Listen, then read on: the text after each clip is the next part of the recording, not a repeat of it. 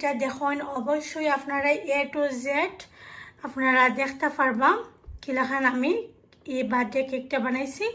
তো আজকে ডেলিভারি আসলে এটা আমার আজকে আমার একজন ভাইয়া অর্ডার করছে। আমি আমার পছন্দ মতো যে কোনো একটা কেক বানিয়ে দিলাইতাম, জাস্ট সুন্দর হইতো আর বড় হইতো।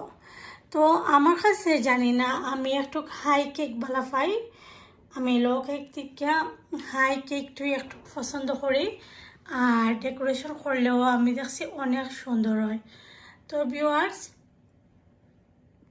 তো ভিউয়ার্স আপনারা দেখোকা আমার ফুল রেসিপিটা, দেখলে বুঝতে পারবা যে আমি কিলাখান কেকটা ডেকোরেশন করছি।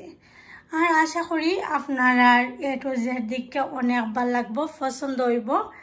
আর ওল্ডামের মাঝে অথবা ম্যানচেস্টারের মাঝে কেউ যদি আমার ভিডিওটা দেখে থাকুন, কেউ যদি কেক অর্ডার করতে চান, অবশ্যই আমার মেসেঞ্জারও অথবা আমার টিকটক, আমার ইনস্টাগ্রাম আছে, সেম লোগো দেওয়া, সেম নাম দেওয়া, আপনারা অর্ডার করতে পারবা।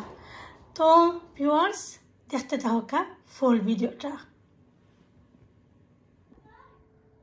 আসসালামু আলাইকুম ভিউয়ার্স, আশা করি আপনারা সবাই ভালো আছেন। তো আজকে আর একটা রেসিপি নিয়ে আইছি, আশা করি আপনার কাছে অনেক ভালো লাগবো। আমি আগে আরও কেকের রেসিপি দিছি, আজকে 6টা ডিমের ভ্যানিলা স্পঞ্জ কেক বানাইমো, একটা বার্থডে কেক বানাইমো। আশা করি আপনার কাছে ভালো লাগবো।